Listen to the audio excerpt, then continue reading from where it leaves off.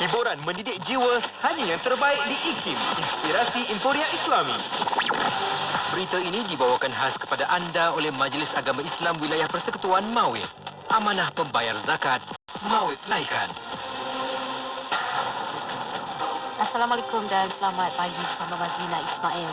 Semua pihak di Kuantan diminta menghadkan pergerakan keluar rumah kepada urusan penting sahaja dan mengelak daripada menghadiri majlis keramaian berdasarkan situasi semasa yang menyaksikan 4 kluster COVID-19 masih aktif. Jawatankuasa Pengurusan Bencana Negeri Pahang menerusi kenyataan media di Kuantan semalam juga menasihatkan Jabatan Kerajaan untuk mengurangkan penganjuran aktiviti yang melibatkan orang ramai. Kluster yang aktif adalah kluster Atabara dan kluster Inten di kawasan Indra Mahkota, kluster Kuala di sekitar pusat bandar dan kluster Kristal yang dilaporkan berlaku di sekitar Sungai Karang Darat.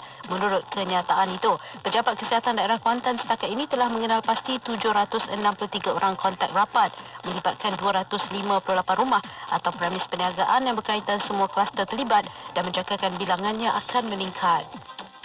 Perkhidmatan feri Pulau Pinang yang menghubungkan penumpang antara bahagian pulau dan tanah besar akan dihentikan bermula 1 Januari depan dan digantikan dengan bot penumpang laju yang hanya membawa pejalan kaki, basikal serta motosikal sahaja. Pengurusi Suruhanjaya Pelabuhan Pulau Pinang SPPP Datuk Tan Teck Cheng berkata, perkhidmatan feri yang sebelum ini membawa kenderaan 4 tayar juga dihentikan bermula tarikh sama. Penang Port Sembilan Berhad PPSB juga akan menjalankan penambahbaikan secara interim bermula 1 Januari tahun depan hingga 30 Jun 2022 dan sepanjang tempoh tersebut 2 bot penumpang laju yang mampu membawa 200 penumpang dengan kepantasan perjalanan antara 10 hingga 15 minit serta kekerapan 40 kali sehari digunakan, katanya pada sidang akhbar di Georgetown semalam. Langkah kerajaan Singapura membenarkan pengambilan vaksin COVID-19 untuk rakyat beragama Islam tanpa risau mengenai bahan yang digunakan adalah keputusan eksekutif dibuat Mufti Republik itu berdasarkan keadaan semasa. Mufti Singapura Dr. Naziruddin Muhammad Nasir berkata walaupun panduan keagamaan lazimnya dikeluarkan Jawatankuasa Fatwa, keputusan berhubung vaksin COVID-19 adalah arahan terus dari pejabat Mufti. Katanya dalam temu bual dengan media di Hub Islamik Singapura. Tambah beliau, keutamaan segera adalah melindungi nyawa dan memastikan keselamatan semua pihak sekaligus membolehkan semua kegiatan keagamaan dan sosial berjalan seperti biasa. Sekian berita IKIM edisi jam 10 pagi. Assalamualaikum. Laporan berita tadi dari sumber bernama. Berita itu tadi dibawakan khas kepada anda oleh Majlis Agama Islam Wilayah Persekutuan Mawib. Amanah pembayar zakat, Mawib tunaikan. Time PKP ini ramai yang terjejas pendapatan. Kalau macam tu, tolonglah diorang. Memanglah nak tolong, tapi kita pun bukan banyak duit. Apa yang kau boleh tolong adalah dengan laporkan mereka yang dalam kesusahan tu kepada Mawib. Mawib dah bangunkan aplikasi mobile jejak asnaf, Muja. Ni aku dah muat turun ni.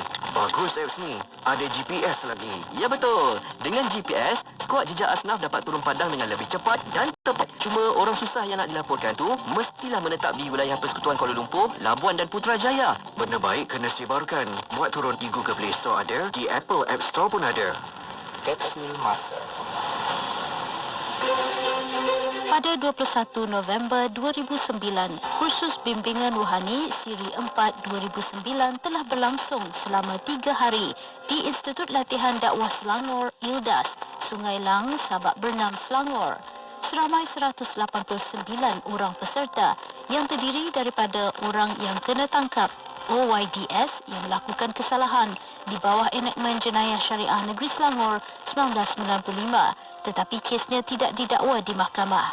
Tujuan kursus ini adalah untuk meningkatkan kesedaran diri dan masyarakat dalam menangani amar makruf dan nahi mungkar serta meningkatkan penghayatan Islam dalam kehidupan seharian berpandukan Al-Quran, hadis dan As-Sunnah.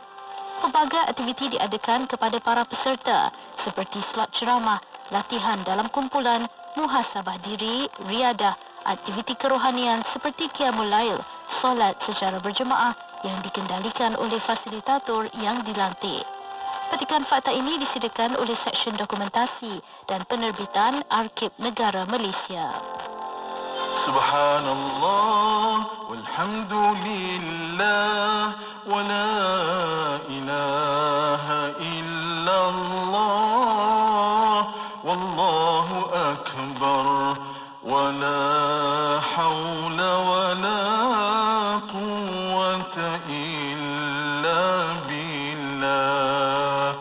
Subhanallah, walhamdulillah, wa la ilaha illallah, wallahu akbar, wa la hawla wa la quwwata illa billah.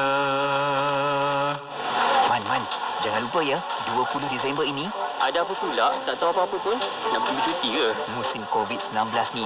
Risau pula nak keluar. Tapi 20 Disember ni tak payah ke mana-mana. Tonton online je. Terbaiklah tu. Ada yang menarik ke? Mestilah menarik. Nak tengok pertandingan lagu nasyid yang diciptakan khusus berdasarkan tema Islami. Ada 7 kumpulan gandingan artis nasyid tanah air, penulis lirik dan komposer ternama akan mempersembahkan kehebatan masing-masing untuk mempersembahkan tema berkaitan ilmu, hikmah, adab, amanah, adil, takwa dan benar. Ush, biar benar. Bila penganjurannya yang kau cakap tadi tu? Buat kat mana? Nak pergi juga tengok. Kita tengok je kat rumah. Tonton di www.ikim.my, Facebook Ikim FM, YouTube Ikim atau aplikasi TV Ikim. Niha, siaran dekat Radio Ikim pun ada. Jangan lupa ya, jam 9 malam, 20 Disember 2020. Aspirasi Ikim, inspirasi Inforia Islami. Terima kasih untuk anda yang masih lagi setia bersama dengan kami di saluran radio Institut Kefahaman Islam Malaysia, Radio Ikim, Inspirasi Inforia Islami. Assalamualaikum dan selamat pagi. Salam sejahtera daripada saya, Siti Rohani Surani. Nama diberi. Bersama dengan anda menggantikan Nur Haiti Paradi yang bercuti untuk hari kedua sampailah esok Khamis, iaitu cuti 3 hari. Jumaat saya akan kembali jadual asal saya 1 hingga 4 petang. Okey. Dan terima kasih Pian, sebelah saya ni. Tolong set up apa stimiat Pian untuk kita live seketika nanti dengan Ustaz Rusdi Ramli Ajahari untuk segmen Rahmatan Lil Alamin.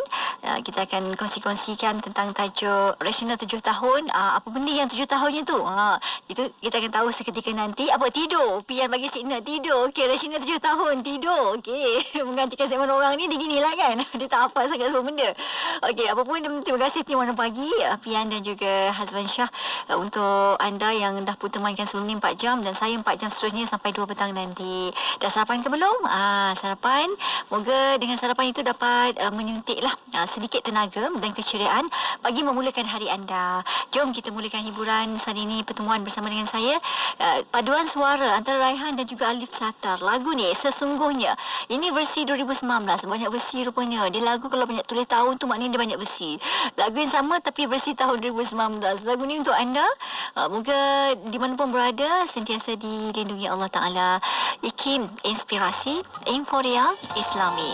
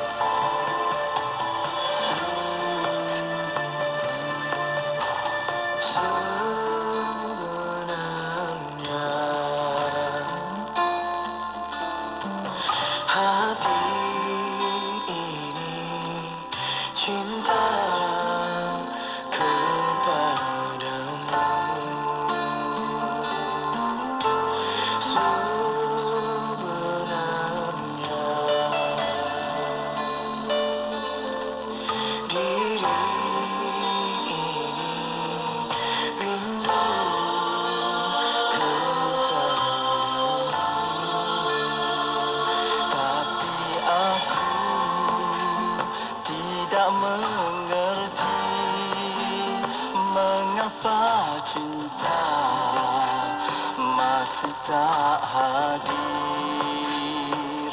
tapi aku tidak mengerti mengapa rindu belum berbunga.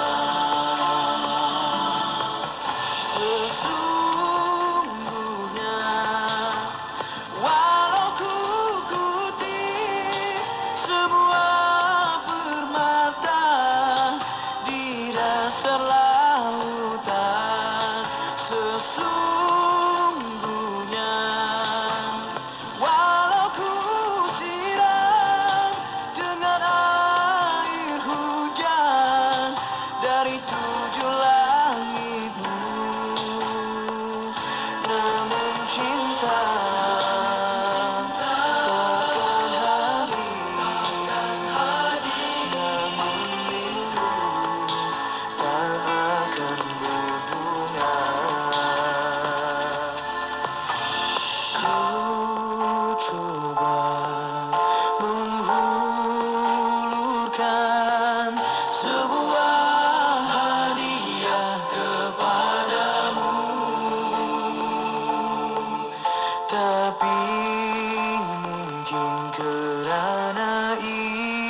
isinya tidak sempurna, tiada seri. Ku coba menyiramnya agar tumbuh dan berbunga, tapi mungkin kerana airnya tidak sesegar telaga Kausar.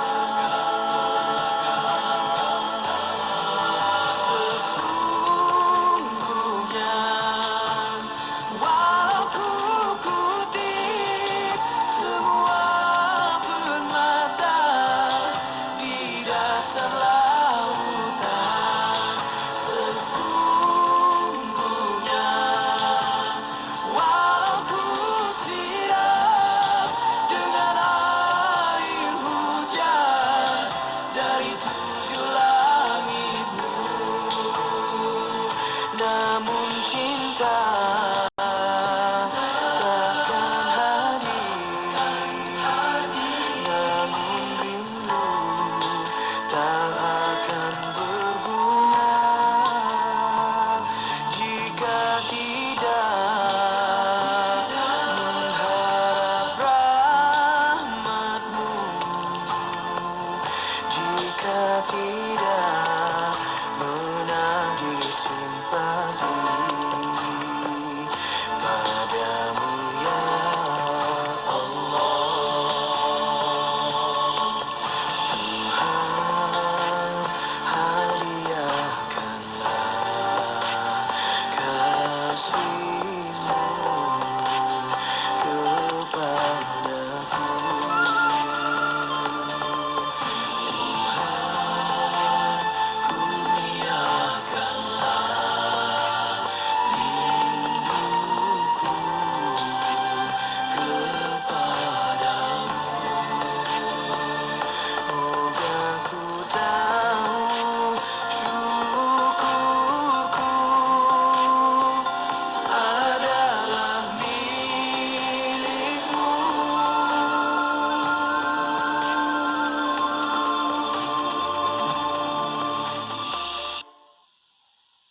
Terima kasih untuk anda yang masih lagi setia bersama dengan kami di IKIM, Inspirasi Inforia Islami. Dan Alhamdulillah kita mulakan tirai aspirasi 10 hingga 2 petang untuk jadual anjal hari ini, edisi hari Rabu. Kita akan mulakan dengan segmen sulung kita iaitu Rahmatan Lil Alamin. Seperti biasa kita akan bersama dengan tetamu tetapnya iaitu yang berusaha Ustaz Rushdi Ramli Al-Jauhari, seorang penceramah bebas dan live saat ini melalui StreamYard kita. Terima kasih Pian yang tolong set upkan untuk saya. Dan anda boleh tonton Rahmatan Lil Alamin ini live di Facebook kami di IKIM FM. Assalamualaikum Ustaz Rushdi. Waalaikumsalam warahmatullahi wabarakatuh. Baik, terima kasih bersama. Baik, hari ini kita nak sembang-sembang tentang tajuk baru iaitu tajuk berkenaan dengan rasional pisah tempat tidur. Jadi mungkin Ustaz boleh berikan sedikit gambaran kepada keseluruhan tajuk perbincangan kita pada hari ini. Silakan Ustaz. A'udzubillahi minasyaitonirrajim. Bismillahirrahmanirrahim. Assalamualaikum warahmatullahi wabarakatuh. Alhamdulillah, wa nasta'inu wa nastahdihi wa nastaghfiruh. Wa na'udzubillahi min syururi anfusina wa min sayyiati a'malina. May yahdihillahu fala mudilla lahu wa may yudlil falan tajid lahu waliyyan mursyida. Qala rabbi shrah li sadri wa yassir li amri wahlul 'uqdatam min lisani yafqahu qawli. Fa amma ba'd. Yang berbahagia diikuti dan seterusnya sidang pendengar dan penonton yang dirahmati oleh Allah Subhanahu Wa Taala sekalian.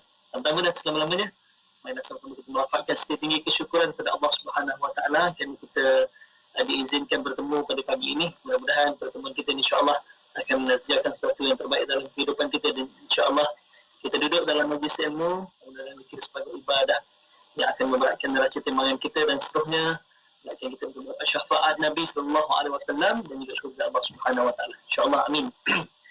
Allahumma salli ala sayyidina pada minggu lepas Siti dan sidang pendengar yang kita Allah SWT, kita dah bicara tentang rasional 7 tahun. Apa rasional 7 tahun? Kalau kita lihat ayat ataupun hadis Nabi SAW daripada Abdullah bin Amr bin Al-As kan, kata Nabi SAW ataupun Nabi SAW bersabda, "Muru auladakum bis salah," perintahkanlah ataupun suruhlah anak kamu semua solat, wahum abana'u sab'i sinin, ketika umurnya 7 tahun, wadribuhum 'alaiha, dan pukullah ke atasnya, wahum abana'u ashrin, kalau dia dah mencapai umur 10 tahun, wa farriqu bainahum fil madaji, dan pisahkan tempat tidur mereka. Daripada ayat ni sebenarnya dia kesinambungan pada pertemuan kita yang lepas. Sebab yang lepas kita bicara tentang yang pertama tu, perintahkan anak kamu solat ketika umurnya 7 tahun. Kan, kenapa? Nanti di akhir nanti kita akan rangkumkan apa sebenarnya tuntutan daripada hadis yang Nabi SAW sebut kepada kita tentang bagaimana nak mendidik anak-anak, insya-Allah. Jadi yang lepas kita bincang tentang kenapa 7 tahun Kenapa 7 tahun? Dan kita pecahkan pemikiran kita pada pertemuan kita yang lepas, 7 tahun Masihi ke 7 tahun Hijri, ya, 7 tahun Masihi ke 7 tahun Hijri. Kalau ikut 7 tahun Hijri berarti 6 tahun Masihi sebenarnya, 6 tahun Masihi. Berarti kalau kita fokus kepada 7 tahun, takut kita dah terlewat setahun. Jadi sepatutnya anak tu 10 tahun kita dah pastikan dia tak tinggalkan solat, tapi kita dah terlewat setahun. Sebab itu kita kena rujuk bahawa 7 tahun Hijri, ya, 7 tahun Hijri, bukan 7 tahun Masihi. Sebab tahun Hijri dia lebih awal setahun berbanding tahun Masih kan, insya-Allah. Bila kita kaji tentang sudut rasional akhlak, rupanya 7 tahun ni adalah umur mumayyiz. Mungkin 6 tahun dari sudut Allah tahun Masih 6 tahun. Sebab 6 tahun tu dah 7 tahun Hijri dah kan.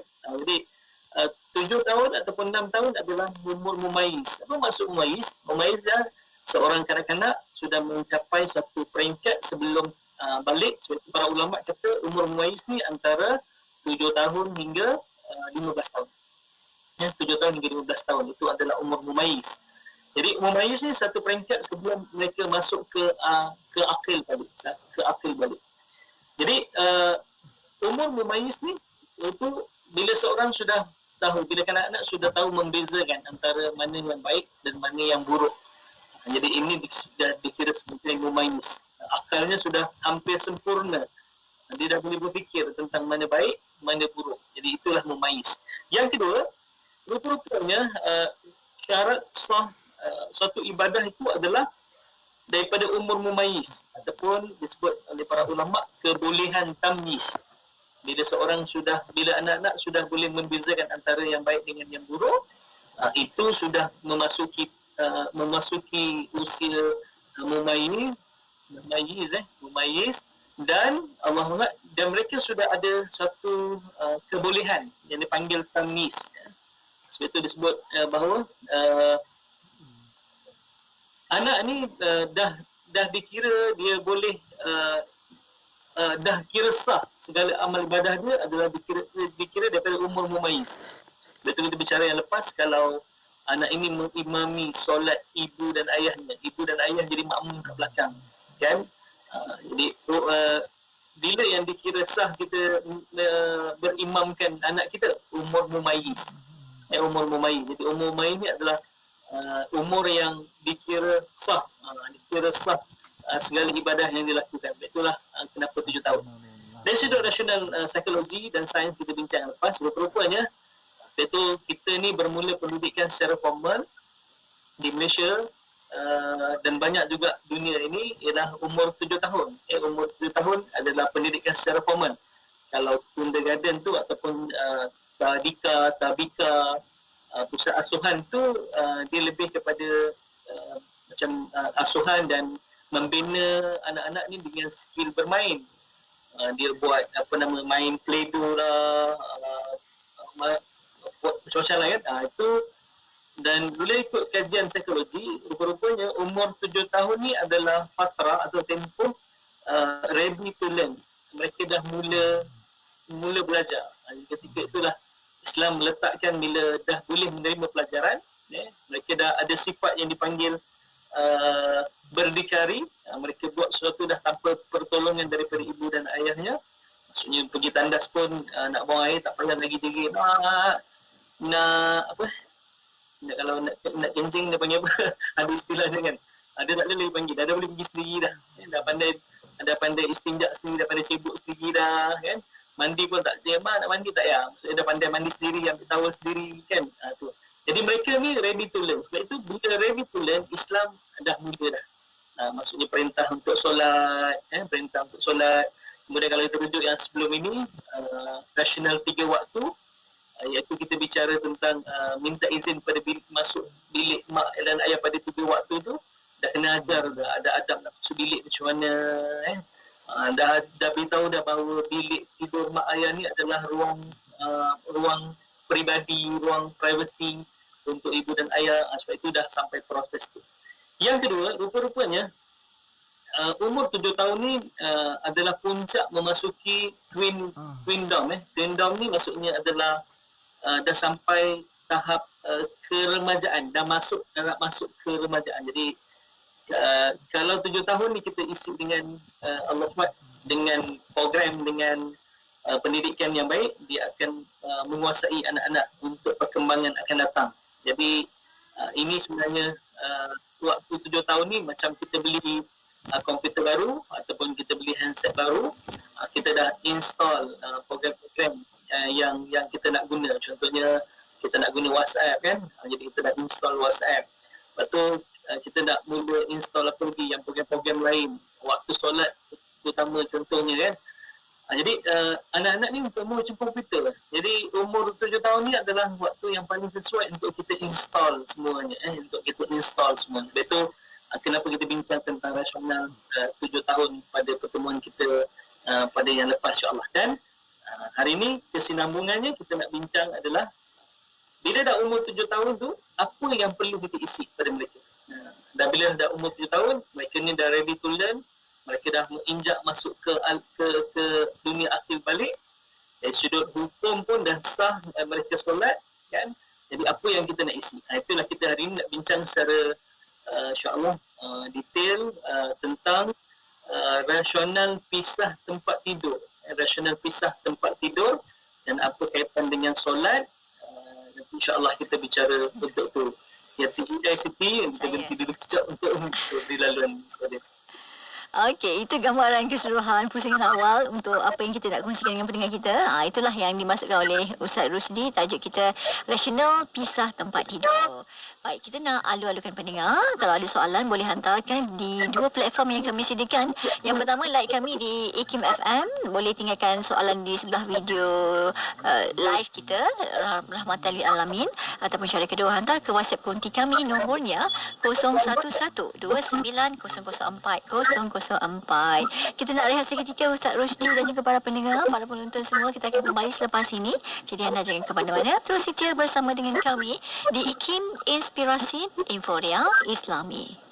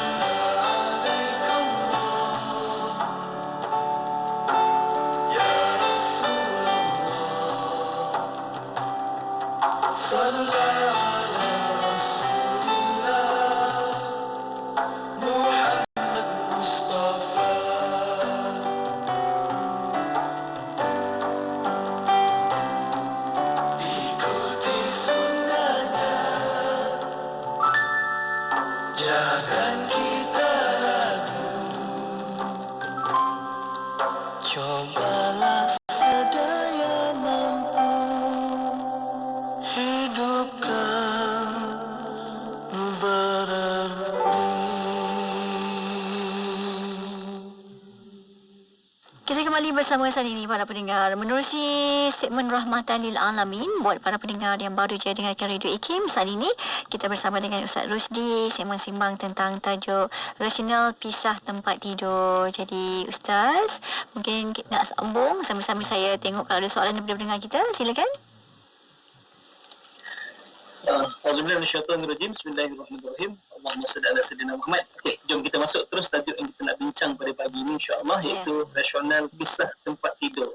Kalau kita merujuk pada hadis yang saya bacakan di awal tadi kan, tentang hadis daripada Abdullah bin Amr al-As daripada Nabi SAW bersabda yang kita baca tadi, yang bermaksud perintahkanlah anak-anak kamu untuk mendirikan solat ketika mana mereka berusia 7 tahun. Jadi proses untuk yang pertama nak didik anak untuk solat adalah 7 tahun.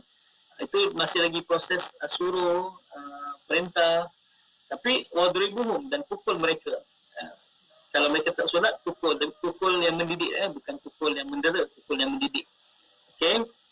Dan seterusnya, yang ini kita nak fokus tentang wafarriqu, dan pisahkanlah bainahum, di antara mereka. Bainahum ni maksudnya adalah, pertama, pisah tempat tidur ibu dan ayah. Maksudnya kalau sebelum ni mereka tidur dengan ibu dan ayah, ini dah sampai tahap mereka ni dah kena pisah di tempat tidur daripada ibu dan ayah, yang pertama. Yang kedua, tuntutan dia adalah pisah tempat tidur dengan berlainan jantina. Maksudnya akak tak boleh tidur lagi dengan adik lelaki, abang dah tak boleh lagi tidur dengan adik perempuan. Jadi kena pisahkan antara lelaki dan perempuan. Jadi wafarriqu bainahum, pertama pisah antara ibu dan ayah tempat tidurnya. Yang kedua, pisah dengan adik-beradik lelaki dan perempuan. Ini disebut fil madaji', tempat tidur. Jadi hadis ni memberikan satu macam mana kita nak install pada anak-anak bila dah umur 7 tahun, dan mereka bila sampai umur 10 tahun dah sampai tahap mereka ni kena pisah tempat tidur. Jumhur fuqaha ataupun majoriti para ahli fiqh, dia berpendapat bahawa wajib hukumnya, wajib. Ini bukan sunnah, bukan harus, tetapi wajib. Jadi tanggungjawab ibu dan ayah. Kalau tak buat, berdosa sebenarnya. Jadi wajib kepada bapa ataupun wali memisahkan tempat tidur anak-anak ketika berusia 10 tahun. Okay? Wajib. Sama ada anak-anak tersebut bersama jantina lelaki atau perempuan, maupun antara ibu dan bapanya. Boleh lihat al-mawsu'ah al-fiqhiyah. Dalam kitab fiqh disebut bahawa jumhur fuqaha mengatakan wajib bagi ibu dan ayah untuk memisahkan. Yang tadilah dua kita bincang.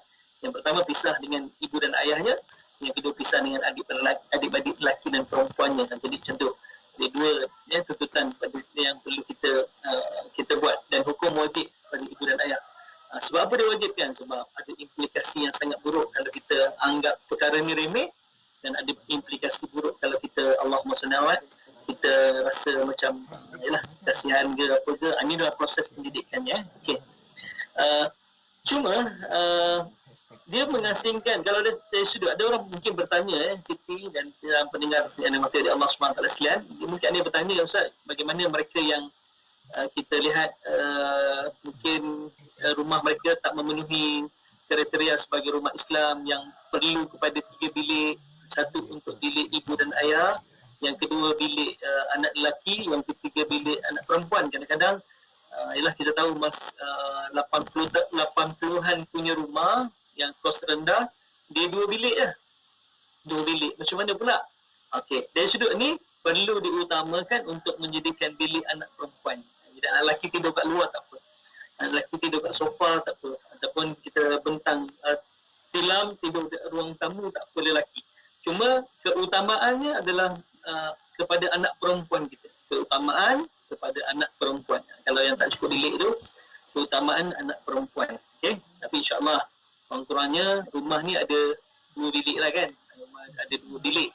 Satu bilik ibu dan ayah, yang kedua bilik anak perempuan. Anak lelaki tak apa, kita anak lelaki ni senang nak tidur mana-mana, depan TV boleh, kat sofa boleh.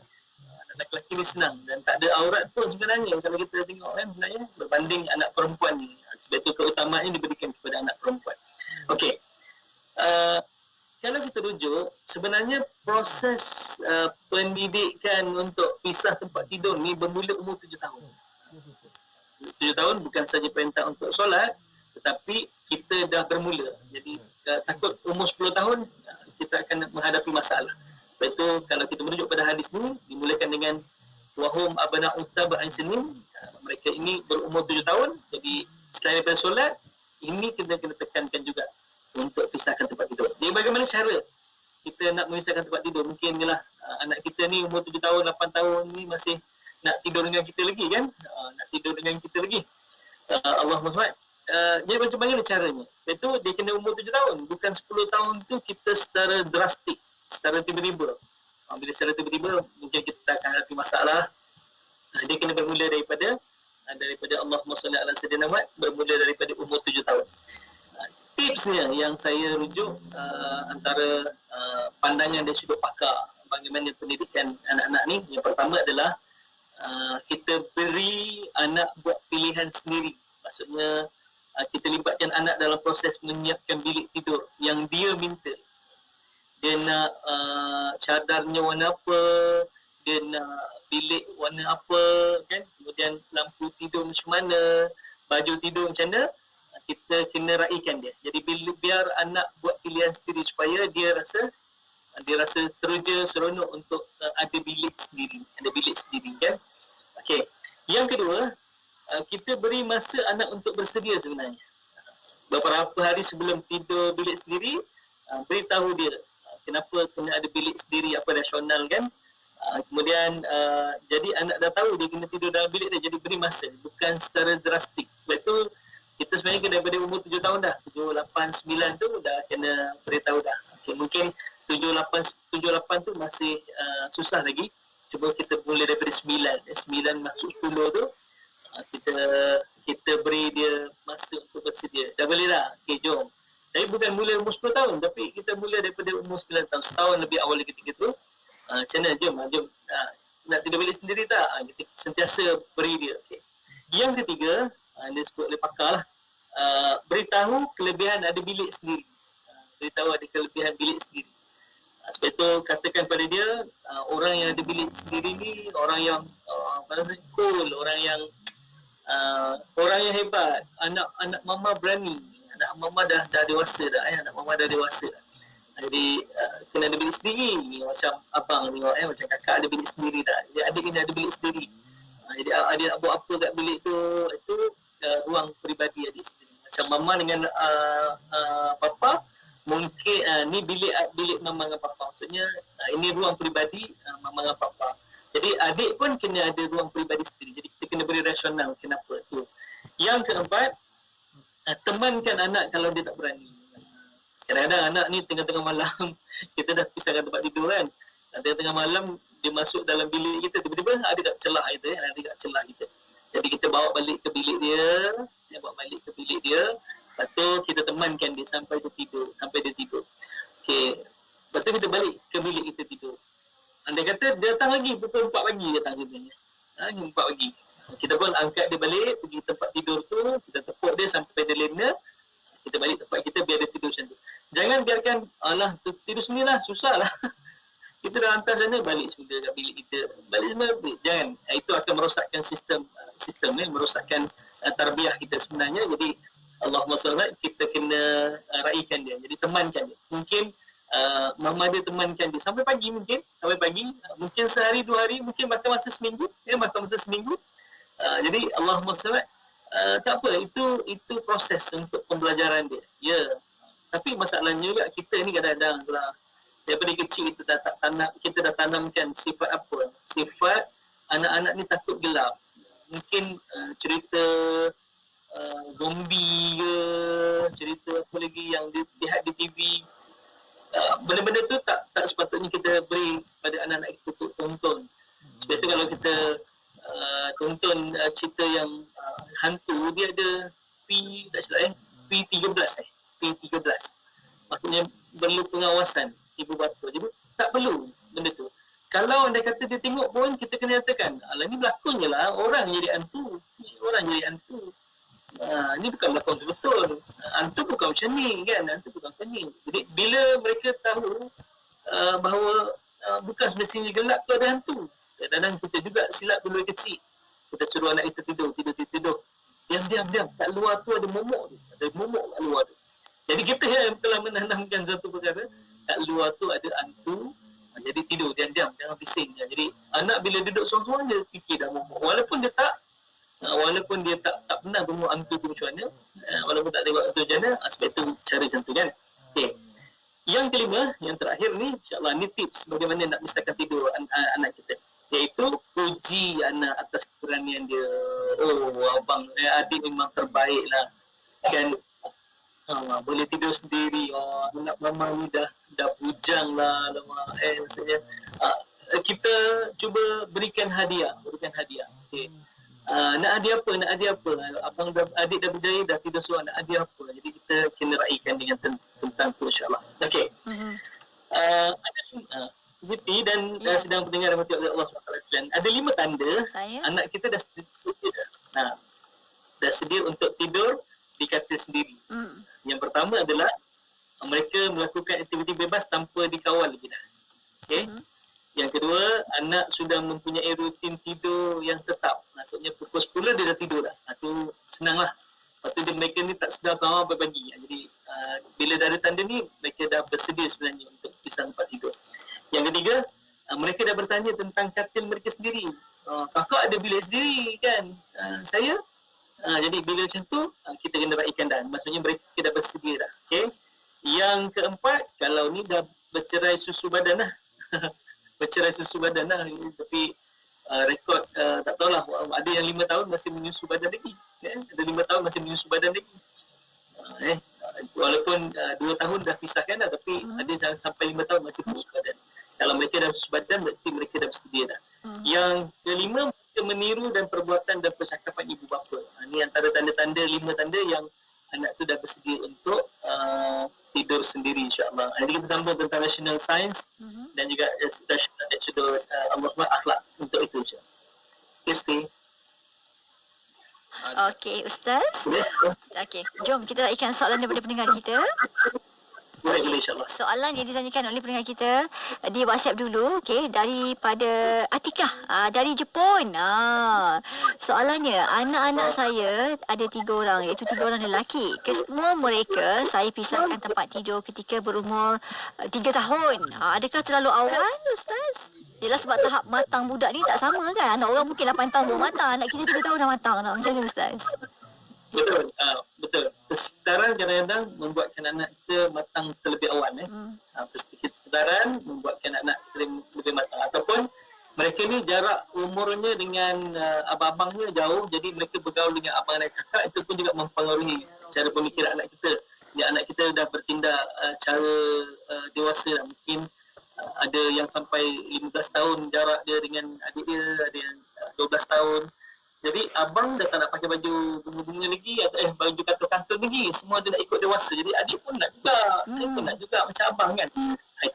Itu dah boleh sebenarnya. Jadi kalau menjawab soalan, semua mereka pisah tempat tidur, mereka berumur 3 tahun, kalau dah ada 5 tanda ni, kita boleh buat lebih awal. Itu lebih baik sebenarnya. Wallahualam. Baik. Seterusnya, soalan daripada pendengar kita, ada yang mengatakan usia mumayyiz iaitu 7 tahun, seorang kanak-kanak lelaki boleh diajar supaya elakkan bersalaman dengan wanita walaupun sahabat ibunya yang dipanggil makcik kerana akan membatalkan wuduk. Ustaz. Okey, kalau ikut dari sudut pendidikan boleh, tapi dari sudut hukum fiqah maksudnya masih tidak membatalkan wuduk sebenarnya. Dari sudut hukum fiqah, mumayyiz masih tidak membatalkan wuduk. Jadi mereka boleh bersalaman dengan wanita lain selain daripada ibunya dan akaknya kan. Dia dari sudut hukum fiqah tidak membatalkan wuduk sebab masih mumayyiz. Yang membatalkan wuduk bila anak dah akil balik. Baru membatalkan. Tapi dari sudut pendidikan boleh dah ajar lah. Dah boleh dah ajar. Tapi kalau macam makcik tu ulur salam, kita kena nyatakan rasional. Kalau makcik tu ulur salam, sambut je lah sebab menjaga air muka orang tu lebih utama. Jaga air muka makcik tu lebih utama. Tiba-tiba makcik ulur salam, masalah makcik ni. Tak boleh makcik, haram. Makcik tu nanti lah. Jatuh air muka. Jadi kita kena beritahu, okey, kalau ada makcik ulur salam, salam tak apa. Jadi kita meraihkan pada makcik tu, jaga air muka dia itu lebih utamalah. Okey, tapi jangan adik yang pergi salam-salam orang. Kalau boleh dah umur 7 tahun ni dah kena pandai dah. Yang perempuan tak boleh kita salam dah, tak boleh salam dah. Tapi walaupun kalau ikut hukum fiqh mumayyiz masih dibenarkan. InsyaAllah. Okey, seterusnya. Soalan daripada Rozilah Yahya Rozi. Terima kasih Pia. Impian select semua soalan letak kat situ, saya baca je. Terima kasih, memudahkan sangat saya. Okey, Rozilah Yahya Rozi kata, Ustaz, rumah saya hanya ada satu bilik sahaja. Saya tak mampu nak menyewa rumah lain. Anak lelaki 2 orang, umur 24 dan 18 tahun tidur di hall. Seorang anak perempuan umur 11 tahun tidur atas sofa di hall juga. Jadi apa hukumnya jika kita tak mampu untuk mencari rumah yang lebih selesa untuk anak-anak untuk ada 2-3 bilik macam tu, Ustaz? Okey. Allahumma salli ala Muhammad. Kalau tak boleh nak maksudnya bilik tak cukup kan, kita boleh beli tabir pemisah ataupun kita panggil divider. Divider kan. Mungkin ruangan untuk Allahumma anak perempuan ni kita letak divider supaya bila mereka tidur ni tidak dilihat posisi tidur yang boleh menaikkan nafsu syahwat seseorang. Sebab itu nanti insya-Allah saya terus masuk sedikit tentang kita kena ajar anak perempuan kita sebenarnya bila mereka dah masuk usia akal balik, tidur cara Nabi sallallahu alaihi wasallam. Tidur cara Nabi sallallahu alaihi wasallam. Bagaimana tidur cara Nabi sallallahu alaihi wasallam? Tidur di atas lambung kanan ataupun kita mengiring ke sebelah kanan, mengiring sebelah kanan. Tangan kanan ni kita letak pada pipi kanan macam ni. Lepas tu tangan kiri ni kita letak pada sisi kiri kita, sisi kiri. Jangan biarkan anak dara kita ni ataupun anak perempuan kita yang dah masuk dunia akil balik ataupun dah mereka capai dunia akil balik ni tidur dengan tidur yang terlentang, tidur yang meniarap sebab dari sudut sains pun bila manusia bila anak ni sudah mencapai usia akil balik, mereka dah ada perubahan dari sudut fizikalnya, perubahan dari sudut fizikal. Dulu mungkin badan dia flat je, maksudnya tak ada apa-apa dah. Tapi bila mereka dah masuk usia akil balik, dah ada perubahan dari sudut fizikal, minta maaf saya sebut, payudaranya dah membesar, kemudian punggungnya pun dah membesar, kan? Punggungnya dah membesar. Jadi dia akan menunjukkan bentuk badan. Sebab itu anak-anak ni dah kena ajar bagaimana cara berpakaian dah. Tak boleh pakai yang sempit-sempit, dah tak boleh pakai tracksuit lagi dah. Jangan pakai tracksuit, jangan pakai legging. Kalau kita kecil dulu pakai legging tak apa. Daripada besar tak boleh pakai legging dah. Kena pakai pakaian longgar, kan. Dah ajar dah menutup rambut, kan. Menutup aurat lah, jangan sempurna. Sebab itu dalam sudut nak baring ni, ajar anak perempuan kita baring cara Rasulullah. Sebab apa? Kalau dia baring terlentang, minta maaf itu akan menunjukkan bentuk badannya. Jadi kalau anak lelaki lihat, dia akan ada timbul satu perasaan nanti. Kalau ayah pun, ya. Okey, kalau tidur cara Nabi, yang tangan kan letak kat pipi, kalau kebas je Ustaz lama sangat sampai ke pagi ni macam ni. Sampai ke pagi, tak sebenarnya tak kebas, insya-Allah. Sebab kita bukan tindik. Kita bukan tindik tangan kita. Kita secara letak je, tapak tangan ni sekadar menyokong kita punya muka saja kan. Macam ni. Lepas tu tangan ni sini letak sisi kiri. Okey, kenapa sisi kiri Siti? Cantiknya cerita Allah SWT, cuma okey yang kawan-kawan ibu kat luar tu cuba try, cuba buat Okey. Dia sebenarnya cuba kita lihat, orang perempuan ni dia punya pinggul dia punya pinggang dan pinggul dia tinggi berbanding lelaki ni dia tak ada pinggul, dia straight tegak macam tu. Perempuan ni dia ada pinggul dan bila masuk usia akil balik, mereka sudah punggung sudah ada pembesaran, ada perubahan di sudut fizikal punggung tu dah mula membesar kan. Okey, kalau mereka tidur mengiring, masih lagi kelihatan pinggulnya tinggi. Masih ada kelihatan pinggul tinggi. Jadi tidur ni pun boleh meningkatkan syahwat seseorang. Jadi bagaimana nak menutup pinggul tu? Nampak. tangan yang kita letak pada sisi kiri tu, siku ni tepat-tepat kalau kita ukur, dia memang letaknya kat pinggul, dekat antara pinggang dengan punggung tu. Jadi bila letak ni, terus nampak rata dan tak menunjukkan lagi bentuk badan Ustaz, anak perempuan kita. Jadi, kalau tidur tu, kita tengah tidur kan, rasanya macam bagian tak biasa buat kan. Mustahil lah macam nak kekalkan posisi tidur tu. Macam mana Ustaz suruh tu, tangan yang terlapik kat pipi, mengiring macam tu, nak kekal dari malam sampai pagi. Saya rasa kalau dah sedar mau, tak ke mana-mana kita punya posisi sebenarnya. Tapi tak sebenarnya Siti tak. Bila kita dah terbiasa tidur tu, kita akan rasa selesa dengan tidur tu. Kalau kita dah terbiasa tidur terlentang, kita akan nanti terbiasa selesa dengan tidur terlentang. Sebab itu baik kita daripada awal ni, kita ubah kedudukan tidur kita dan tidur, sebab itu dia kena ada satu benda yang dipeluk. Bantal peluk ke, kalau anak perempuan kita suka teddy bear kan, teddy bear dipeluk ke kan. Tidur maksudnya bila kita dah jadi kebiasaan, kita akan suka tidur tu sebab tidur tu yang akan menyebabkan kita kena berbanding posisi tidur yang lain sebenarnya. Jadi kena mula daripada awal. Jadi jadikan kebiasaan insya-Allah. Okey, seterusnya soalan daripada pendengar kita, Salina Syahrul bertanya, Ustaz, bagaimana pula kalau mempunyai anak-anak yang ramai yang mana satu bilik terpaksa berkongsi, umpamanya anak 9 orang. Terima kasih, ramai ni. Salina dari Ipoh. Okey. Yang pertama sekali kita kena tahu bahawa pertama pisah lelaki dengan perempuan. Itu yang paling penting. Pisah lelaki dengan perempuan. Kalau tak ada bilik, yang kedua, keutamaan bagi anak perempuan. Kalau contohnya ada 9, 5, 4. Jadi 5 anak lelaki, 4 perempuan. Jadi 4 perempuan tu letak satu bilik. Dan lelaki tidur luar. Anak lelaki tidur luar ataupun tidur di depan di ruang tamu ataupun depan TV kan. Okey. Jadi keutamaannya untuk anak perempuan dulu macam tu. Jadi okey, satu lagi kalau kita rujuk, kalau tak dipisahkan antara ni, ada satu kelonggaran jugalah diberikan oleh para ulama. Dia kata pisahkan tilam mereka, ataupun kita panggil pisahkan katil mereka supaya tidak ada persentuhan. Contohnya kalau yang kelonggaran diberikanlah kalau dah tak mampu apa semua, yang terakhir sekali kita ambil cara jalan yang terbaik adalah pisahkan tilam mereka supaya tidak berlaku persentuhan. Maksudnya tidur dan umpamanya lah. Allah. Okey, seterusnya soalan daripada pendengar kita, saya ibu tunggal, bolehkah saya tidur sekali dengan anak lelaki saya sehingga umurnya 12 tahun? Mohon pencerahan Ustaz. Masya Allah. Kalau saya kata tak boleh. Sebabkan saya tak boleh lah. Sebab pertama kita dah bincang tadi, jumhur ulama kata wajib. Wajib pisah. Bila umur setahun dah wajib pisah. Ada dua tuntutan, wajib pisah dengan ibu dan ayah. Yang kedua, wajib pisah dengan Allah, maksud wajib pisah dengan anak lelaki dan perempuan. Jadi kena pisah juga. Okey. Seterusnya, ni menarik ni. Bagaimana pula Iza Afizah bertanya, bagaimana pula dengan anak-anak lelaki yang masih tidur dengan nenek? Cucu kesayangan ni macam mana ni?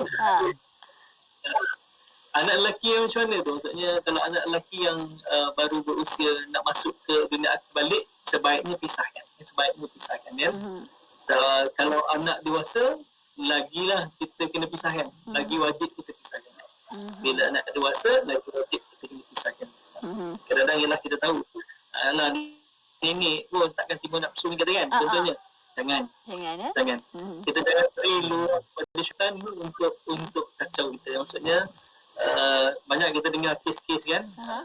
Banyak kes-kes yang kita dengar di luar, puncanya mungkin daripada situlah. Jadi, sebaiknya bila jumhur ulama kata wajib, jadi kita kena buat sebab ada implikasi yang buruk. Sebab Nabi sebut jelas dalam Al-Quran, Nabi sebut jelas dalam hadis dia, iaitu wafarriqu bainahum. Dan pisahkan tempat tidur, fil madaji', tempat tidur mereka. Jadi itu insya-Allah tuntutan daripada hadis tersebut. Okey, soalan terakhir daripada pendengar kita yang bertanya saat ini. Okey, kita nak raikan lagi. Dan bagi yang bertanya saat ini, soalannya gini bunyinya. Kalau satu rumah ada 3 bilik, satu ruang tamu, okey, ibu ayah, anak perempuan yang berumur 8 dan 7 tahun, okey, nenek dan anak perempuan 14 tahun. Ramai ni. Pertanyaannya, anak lelaki 4 tahun sepatutnya nak letak kat bilik mana satu, Ustaz? Saya dah jawab tadi yang di awal. Maksudnya keutamanya untuk anak perempuan, kalau dah tak cukup bilik, anak lelaki tu kita boleh letakkan di luar. Sebab anak lelaki ni dia tak ada masalah dari sudut bentuk tubuh badannya. Kalau dia tidur tak ada menggiurkan pun, tak ada meningkatkan syahwat seseorang pun. Kalau anak lelaki tidur ni, sebab anak lelaki ni dia tahu dia punya bentuk tubuh badan dia semua flat je kan. Maksudnya tak ada tempat yang boleh merangsang seseorang bila melihat seorang tu tidur kan. Jadi anak lelaki dia tidur luar. Yang pentingnya anak perempuan tidur dalam keutamaannya. Tapi yang anak lelaki tu umur 4 tahun, kecil lagi Ustaz. Tak boleh tidur luar juga. Umur 4 tahun. Kalau umur 4 tahun, 4 tahun masih lagi boleh tidur dengan kita. Okey, maknanya anak lelaki umur berapa? Seawal berapa kena pisah, anak perempuan umur berapa, Ustaz? Kalau kita rujuk dalam hadis ni sebenarnya, perintah untuk kita ajar, minta dia cuba ni adalah umur 7 tahun. Untuk dua-dua jantina? Wajib 10 tahun. Oh, dua-dua, lelaki perempuan Ya, lelaki perempuan 7 tahun kita dah suruh, kita dah perintah, kita dah ajar. 10 tahun memang kena pisah. 10 tahun memang kena pisah. Kalau 4 tahun masih kita panggil kategori kecil lagi lah. Kecil lagi. Jadi perlukan kita punya belayan pula kan, sayang dan sebagainya kan. Mungkin tak boleh tidur kalau tak tidur dengan mak dan nak bau badan mak, nak cium mak kan. Masih dibenarkan untuk tidur dengan mak ayah lagi lah kalau umur 4 tahun. Okey.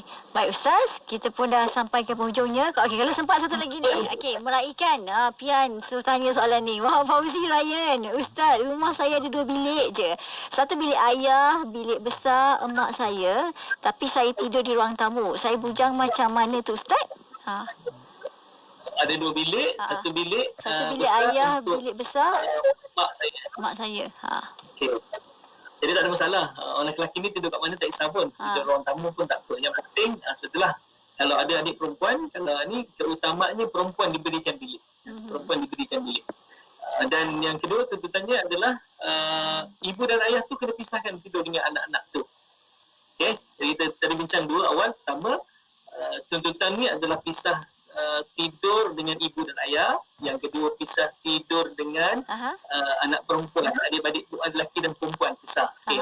Dan kalau tak cukup bilik, keutamaannya diberikan bilik kepada anak perempuan. Okey. Kalau nak siap-siap, nak pakai baju, nak siap-siap macam mana? Takkan nak siap kat ruang tamu Ustaz? Kena ketuk ada perempuan keluar kejap. Macam mana Ustaz? Oh, bersiap. Yelah, kita minta pinjam bilik lah. Pinjam bilik sekejap. Kan minta bilik sekejap. Okey. Siti, saya nak satu lagi, kita kadang-kadang terlepas pandang bila, kita pun dah tak sambut raya tahun lepas kan. Tahun ni kita dah sambut raya, kadang-kadang ipar duai kita kan. Bilik mak kita kat kampung tak cukup. Anak ada 5 campur menantu semua kan. Jadi tak cukup bilik. Macam mana? Siapa yang nak diberikan ruang untuk tempat tidur? Okey. Di sini satu, ada tindakan yang dibuat oleh oleh anak-anak ni, dia sewa homestay. Kadang-kadang orang komen negatif juga, dia kata apa balik rumah mak belagak tak nak tidur rumah mak, kata mak buruk lah nak ambil homestay. Tak, keutamaan untuk jaga aurat ipar atau ipar tu penting. Ipar tu penting. Jadi kalau macam ni, anda kata memang dah tak cukup bilik, beri keutamaan kepada isteri kita yang ipar lah kan, yang tidur dalam bilik. Dia ada kumpul dengan perempuan-perempuannya dalam bilik, yang suami-suami tidur luar. Tak apalah, nak tidur bersama nanti balik kat rumah dekat bandar tu, tidurlah kan. Bisa sekali balik kampung raya, kadang-kadang kita tak jaga dari sudut ni. Ipar kita tidur bergelempangan di ruang tamu kan. Lepas tu kita bangun tengah malam pula nak pergi toilet. Kadang-kadang ada yang aurat tersingkap. Kadang-kadang untuk badan yang kita tahulah itu semua sebab itu Islam sangat pentingkan dari sudut pendidikan pisahkan tempat tidur ni Siti, insya-Allah. Baik Ustaz, seminit 2 ni kesimpulan untuk tajuk kita ni, rasional pisah tempat tidur. InsyaAllah. Sebenarnya kalau kita rujuk hadis ni dia berkaitan juga dengan solat. Aha. Jadi kunci utama untuk menghalang semua daripada berlakunya perkara-perkara ini adalah kita kena pastikan anak kita solat. Sebab itu muru auladakum, mentakkan solat. Sebab Allah sebut dalam Al-Quran, inna salata tanha anil fahsya'i wal munkar. Sesungguhnya solat itu dapat mencegah seorang daripada melakukan perbuatan keji dan munkar. Jadi kalau kita jaga solat anak-anak kita, insya-Allah tak ada akan berlaku perkara yang kita tak ingini, sebab solat tu dah jadi perisai kepada dia. Mungkin dia tengok kan, dia kata astagfirullahalazim.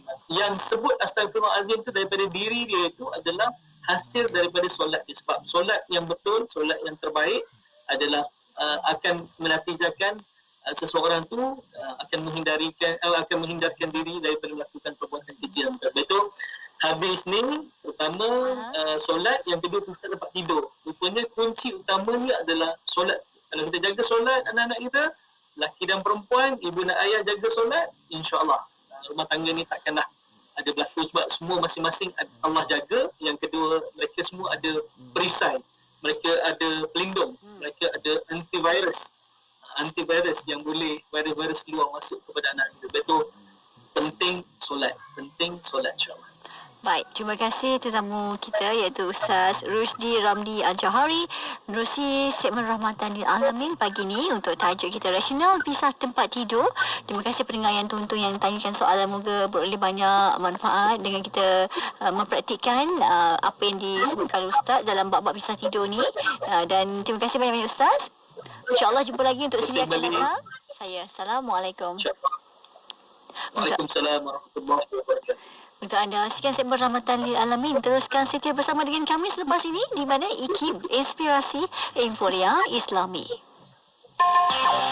Radio IKIM 2020 ini membawa kepada anda lagu-lagu ketuhanan terbaik. Semoga kita setia berdua hingga ke jannah. Tuhan sembuhkanlah jiwa-jiwa yang Aku takut. IKIM memberi anda lagu-lagu ketuhanan yang mengusik jiwa. IKIM, Inspirasi Emporia Islami. Burak Oil. Minyak berkualiti. Burak Oil. Pilihan community. Burak Oil.